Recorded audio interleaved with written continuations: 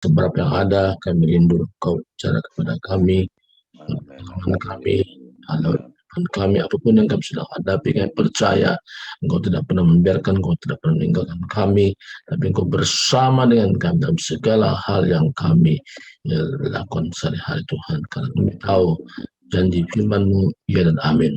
Maka Tuhan hari ini berfirmanlah Engkau Tuhan, kami siap untuk mendengarkannya. Di dalam nama Kristus kami berdoa. Amin. Dan saudara Tuhan, seberapa yang hadir hari ini, kita mulai sampaikan firman Tuhan, kita akan lihat bagaimana Tuhan bekerja. Semula dengan firman Tuhan, Filipi pasal 4. Filipi pasal 4 ayat yang ke-13, satu ayat saja menjadi pedoman kita pada saat pagi ini. Ya, Filipi pasal 4 ayat 13 ya. Saya baca, segala perkara dapat kutanggung dalam Dia yang memberi kekuatan kepadaku. Sekali lagi, segala perkara dapat kutanggung dalam Dia yang memberi kekuatan kepadaku. Hal yang pertama kita belajar mengerti hari ini, segala perkara, artinya segala masalah, segala problem, masalah apapun yang sedang terjadi, kita bisa mampu, bisa lewati semua itu. Kenapa? Karena kita tahu bukan kita lagi yang hidup, tapi Tuhan yang hidup di dalam kita. Tuhan yang bergerak kita. Jadi kita ada penyerahan total kepada Tuhan. Sehingga bukan kita minta Tuhan melibatkan dalam hal yang kita hadapi, tapi kita terlibat di dalam hal-hal yang Tuhan mau kita lakukan. Dan segala perkara artinya tanpa batas. Dan Tuhan bekerja dan tanpa batas. Yang membatasi kita, tapi Tuhan bekerja tanpa batas dalam setiap orang yang sungguh-sungguh percaya kepadanya. Nah, ini luar biasanya. Jadi kuasa Tuhan tanpa batas dan bekerja di dalam hal kita, sehingga kita mampu mengerjakan sesuatu yang sulit bagaimanapun yang kita hadapi. Nah, satu hal ya sehari ini ya, kenapa kita masuk. Nah, saya sendiri pun yang saya hadapi menguras pikiran ya. Pikiran kenapa? Kalau kita nggak ada Zoom pagi ini akan juga berakibat yang kurang baik ya. Karena tadi saya usaha sampai jam berapa dari malam itu, sampai saya telepon ke beberapa orang ya, sekitar punya meeting ID berubah. Nah, saya pun berpikir kenapa di blok ya, di blok nggak bisa kita masuk, nggak bisa buka. Nah, jadi makanya hari ini ya kita bisa menggunakan ini, dan saya ini sudah saya patenkan juga, jadi supaya kita pakai terus. Karena kalau saya pakai orang lain, nah, dia bilang kalau saya bangun Pak, kalau nggak bangun bagaimana? Kan gitu. Nah, jadi saya berpikir kalau bergantung kepada orang bangun baru kita bisa buka, kalau orang nggak bangun bagaimana? Semua akan keteter. Nah, jadi saya bisa kuat, saya mampu menghadapi semua itu karena kekuatan Tuhan saja ya. Segala perkara dan segala masalah, problem apapun. Nah, kalau dipikir-pikir secara manusia, saya bisa menguras segala pikiran saya dalam hal ini ya. Karena dari kemarin, dari pagi itu sesudah kita Zoom sama-sama, dari itu nggak bisa buka. Saya bisa melihat, wah ini kok kayak di blok ini. Nah, terus sampai tadi malam ya, malam jam berapa itu, baru itu dapat solusinya. Nah, saya harus buka baru. Nah, nama tadi itu ada nama cucu ya, nama cucu, jadi Giuseppe Samuel itu cucu. Nah, jadi itulah daftarkan ulang dan saya bayar. Nah, jadi bisa kita buka, tapi ya itu meeting ID yang baru, jadi bukan yang lama. Nah, saya juga nggak tahu kapan bisa buka yang lama itu, tapi masih kondisi terblokir. Nah, Saudara Tuhan, segala perkara dapat ku tanggung. Nah, artinya dapat ku lakukan, dapat ku kerjakan, dapat ku hadapi. Nah, jadi saudaraku, dapat ku tanggung, dapat ku hadapi, dapat ku lakukan, itu bersama-sama sama Tuhan. Jadi kita memang dalam proses dan menghadapi semua apapun yang terjadi. Jadi kalau ada hal yang kita hadapi, hal sulit sekalipun, itu tujuannya untuk kita sebagai orang disekolahkan Tuhan. Ya, kita pengen sekolah, kita masuk kepada istilahnya perkembangan atau juga kemajuan atau juga kita pertumbuhan. Nah, kita Tuhan mau bawa kepada satu pertumbuhan rohani yang lebih maju lagi. Nah, bagaimana kita menghadapi hal sulit ya? Nah, kenapa? Karena Tuhan mau kita dewasa seperti Dia dewasa.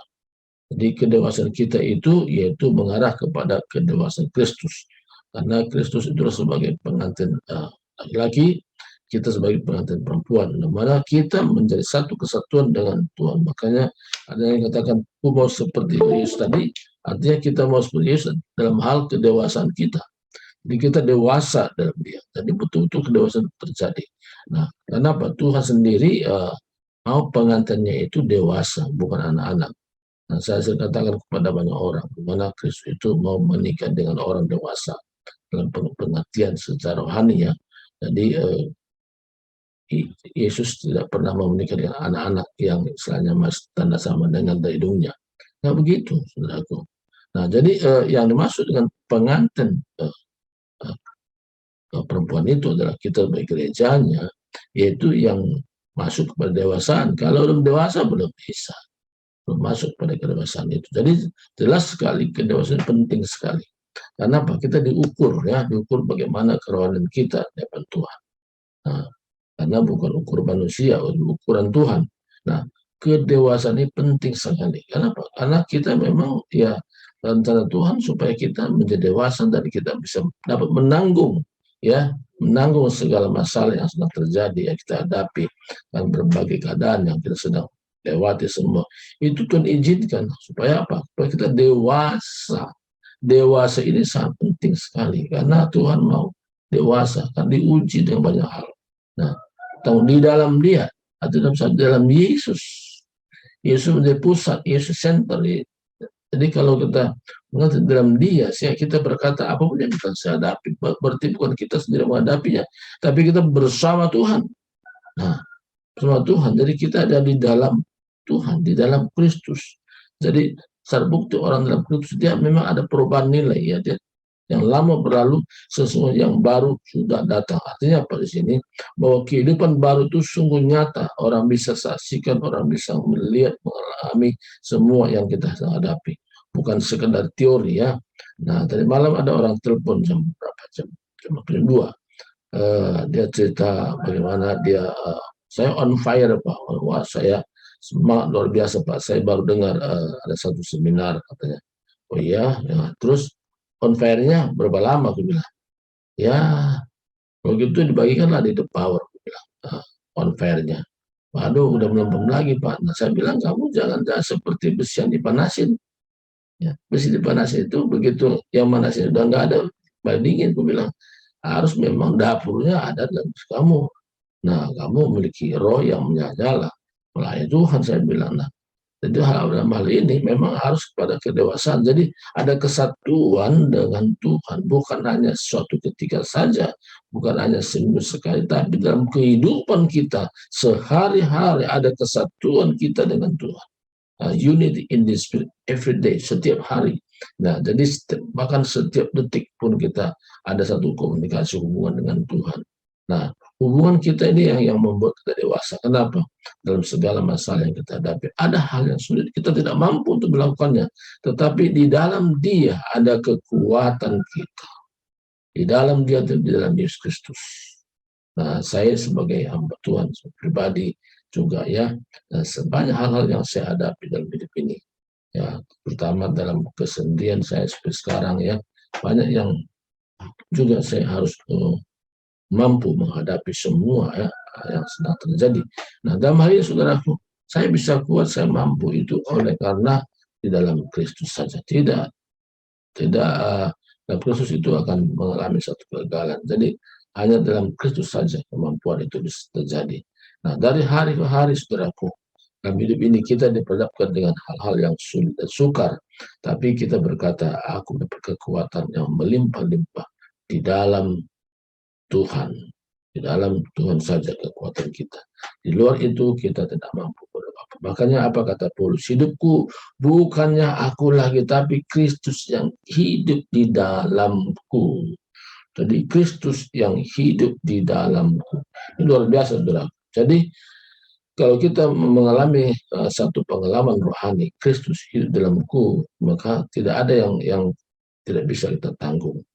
Kenapa? Karena Tuhan memberikan kita kekuatan untuk melewatinya apapun keadaan situasi, bahkan kondisi ekonomi kemanapun, kita percaya bahwa Tuhan akan membuka peluang, membuka jalan, sehingga pada waktunya Tuhan bisa cukupkan semua apa kebutuhan kita. Bahkan masalah-masalah hidup dengan orang lain, atau masalah mengampuni, kita dengan mudah mengampuni orang lain. Kenapa? Karena kita sudah mengalami hidup dalam Kristus. Nah, kita mengalami namanya kasih agape. Kita bisa mengampuni apapun sulitnya yang kita alami. Ada orang lain, mungkin kita dipinggirkan, mungkin kita disakiti dan sebagainya. Tapi kita bisa kuat hadapi semua itu. Kenapa? Karena kekuatan kita bukan dari sendiri, tapi kekuatan kita dari Yesus Kristus. Nah, jadi dari hari ke hari kita memang harus melekat dengan Dia. Nah, Tuhan memberikan kekuatan kepada kita. Nah, satu kesaksiannya saya berikan kepada kita. Nah, bagaimana saya sendiri ya mengalami sebelum ini ya, uh, mengalami istri yang sakit yang bertahun-tahun. Bahkan ada bilang gini, aduh Pak Sur bisa kuat ini katanya. Ya, kalau saya mungkin tidak kuat Pak katanya. Kenapa? Karena merawat orang yang sakit seperti ini tidak tahu kapan sembuhnya, tapi terus setia. Pun begitu, bawa ke rumah sakit, mengurus ya hidupnya, semua kebersihannya, makanannya semua. Jadi all in lah, semua harus fokus kepada itu. Nah, saya katakan kepada beberapa orang, saya belajar dalam kondisi bagaimana setiap sakit. Ada tiga hal yang saya bisa dapatkan. Apa tiga hal itu? Pertama, satu, saya bisa mendapatkan satu kesabaran ekstra dari Tuhan. Kesabaran itu yang membuat saya bisa bertahan. Itu dari Tuhan pusatnya. Yang kedua, kesetiaan. Saya bisa setia, saya bilang. Tapi bukan saya yang bekerja, tapi Tuhan yang bekerja dengan saya. Yang ketiga, kesanggupan. Kesanggupan itu juga dari Tuhan. Nah, itu saya alami sendiri. Nah, Pak Peter pernah berkata begini, aduh, saya lihat Bapak bisa kuat ya, katanya. Ya, saya bilang itu dari Tuhan saja saya bisa kuat. Tanpa Tuhan saya tidak bisa kuat. Tapi bersama Tuhan saya mampu bisa melewati hal sukar sekali bagaimanapun sulitnya, karena kekuatan Tuhan melebihi dari apa yang sedang saya hadapi. Masalah saya bisa menjadi kecil kalau saya andalkan kekuatan, kesanggupan, kemampuan, kesetiaan Tuhan. Tuhan setia, dia bagaimana dia menyerahkan hidupnya, tebusan bagi banyak orang. Maka setiap orang memandang kepadanya dapat kekuatan. Dan hari ini tuh, aku Tuhan memang inginkan kita mendapat kekuatan seperti apa yang difirmankan dalam Filipi 4 apa tadi tadi, segala perkara utang dalam Dia yang memberikan kekuatan kepadaku. Jadi kekuatan kita hanya Yesus saja, tidak ada yang lain. Nah, jadi surat hari ini bantuan yang singkat sederhana ini kiranya menolong kita untuk kita menjadi pelaku-pelaku firman. Kita bisa melakukannya, tapi kita bisa melakukannya bukan karena kekuatan kita, tetapi kekuatan Tuhan yang melimpah atas kita. Nah, saudaraku, jadi ini yang penting. Sehingga kita bukan hanya sekedar Kristen secara nama, it's not Kristen by name, tapi Kristen secara pengalaman. Karena kita mengalami sendiri, sehingga kita bisa bersaksi kepada banyak orang bagaimana kehidupan kita bersama Kristus. Kita bisa lewati semua hal-hal sulit bagaimanapun, dan kita berkata, aku bisa kuat, aku bisa mampu, aku bisa sanggup semua lewati. Bukan karena aku, tapi Kristus yang hidup di dalam. Itu yang sangat penting begini kita lewati. Tuhan berkati sudah mendengar firman Tuhan ini. Mari kita berdoa. Terima kasih Tuhan, hamba-Mu sudah berhenti berbicara, tapi Tuhan terus berbicara pada kami lewat Roh Kudus, bekerja menguatkan, menopang kami sehingga kami boleh mengerti ada penyingkapan rahasia firman-Mu Tuhan. Terima kasih, terpuji nama-Mu hari ini sampai selama-lamanya. Kamu udah berhenti, tapi Engkau menjabarkan dalam hati kami apa yang Tuhan mau kehendaki melakukan, dan kami semua menjadi pelaku firman-Mu Tuhan. Terima kasih. Puji nama-Mu yang sudah syukur kami hari ini. Kami alaskan semua doa ini dalam satu nama, yaitu dalam nama Yesus Kristus. Kami sudah berdoa dan bersyukur. Haleluya. Amin. Amin. Amin. Aku firman Tuhan selesai. Mungkin ada kita punya kesaksian bagaimana Tuhan memberikan kekuatan, memberikan kesanggupan ya dalam hal peristiwa sedang yang kita hadapi. Silakan buka mic-nya, kita bisa saksikan bagaimana kekuatan Tuhan itu melimpah atas hidup kita. Terima kasih. Silakan. Kira ada yang dari kita yang mau bersaksi pengalaman hidup bersama Tuhan.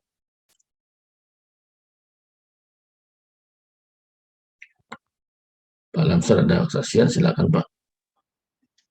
Iya, baik Bapak Ibu. Memang yang pasti memang selalu banyak kesaksian ya. Bahwa apa tadi yang disampaikan oleh Pak Pastor Subakti, bagaimana di dalam kelemahan itu ada kekuatan Tuhan, dan Amin. itulah yang membuat kita mampu Amin. Amin. menghadapi hidup ini ya. Jadi saya yakin semua kita mengalami hal-hal yang sama sesuai dengan porsi kita masing-masing ya. Bagaimana pengalaman kita dengan Tuhan itu, sehingga kita boleh berkesimpulan ya bahwa segala perkara dapat kutanggung di dalam Yesus yang memberi kekuatan kepadaku. Ketika kita mengalami itu, baru kita declare, baru kita nyatakan kepada alam semesta ini. Ya. Saya pun demikian, Bapak Ibu. Jadi mengapa saya mau memberi hati? Karena saya tahu saya ini lemah, ya.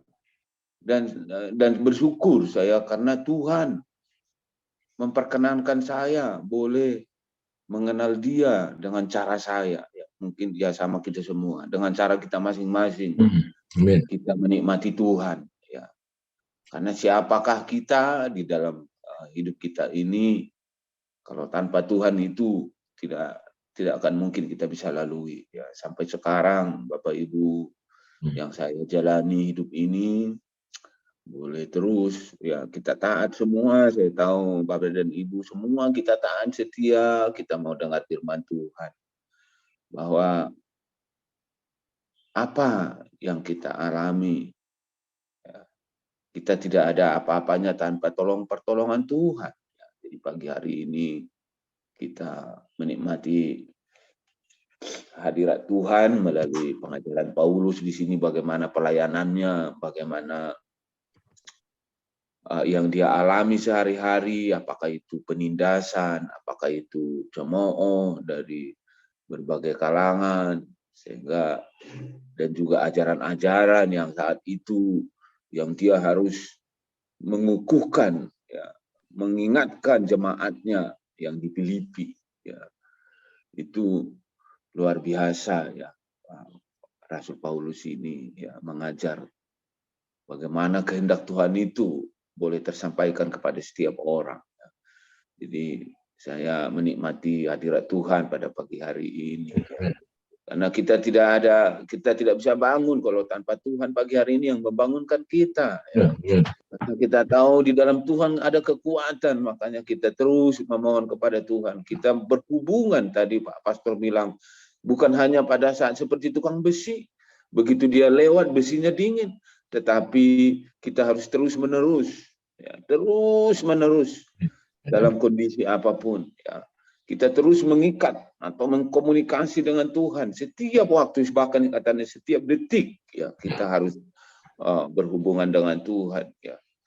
Karena meskipun ya, mungkin secara jasmani belum ada jawaban, tetapi bagaimana hamba-hamba Tuhan yang sering sampaikan, yang pernah saya dengar berkata begini, ya, ketika kamu sudah berdoa 40 tahun, 50, 30, 40 tahun kepada Tuhan, berdoa terus, tetapi jawaban doamu belum dijawab, tetapi paling tidak selama 30 tahun itu kamu bersama-sama dengan Tuhan. Jadi tidak ada yang sia-sia dengan Tuhan. Ketika kita bersama-sama dengan Tuhan, maka itulah yang paling berharga dalam hidup kita itu ya. Bagaimana kita bersama-sama dengan Tuhan. Karena ya kita yakin tidak ada yang sia-sia bersama dengan Tuhan, saudara. Tidak ada. Banyak pergumulan kita, tapi ada Tuhan yang memberi kekuatan kepada kita. Saya sampai saat ini Bapak Ibu, ya puji Tuhan, saya sudah selesai, udah ya bebas, free lah ya. Saya bersyukur mulai minggu kemarin saya sudah free time lah, sudah tidak terikat. Jadi aduh, saya bilang sama Tuhan saja, saya mau menikmati Tuhan gitu ya. Bagaimana pun dibawa Tuhan hidup ini, saya sudah pasrahkan kepada Tuhan, ya biar Tuhan yang menolong memimpin saya, karena selama puluhan tahun saya diikat dengan jam kerja, diikat dengan target, ya, diikat dengan program-program, ya, selama puluhan tahun, sehingga waktu saya tersita. Ya memang itulah pekerjaan dunia, ya. Tapi sekarang mulai tanggal 1 kemarin saya di rumah, saya menikmati Tuhan dengan keluarga. Ya, kita teruslah bergandengan tangan dengan Tuhan, Bapak Ibu, saudaraku yang terkasih. Ya, kita jangan jemu-jemu. Kita jangan jenuh-jenuh. Kita harus tetap semangat, ya, menikmati Tuhan. Ya, karena saya yakin seperti firman yang semalam juga, tidak ada yang miskin di hadapan Tuhan, yang tadi pagi semalam, ya. Bahwa Tuhan itu memberikan berkat yang berlimpah-limpah kepada kita sebagai anaknya ketika kita terus taat dan setia, ya. Itu. Jadi kesaksian saya seperti itu, Pak Pastor Bakti. Ya, terima kasih buat firman-Nya pagi hari ini. Terima kasih. Mungkin ada yang lain bisa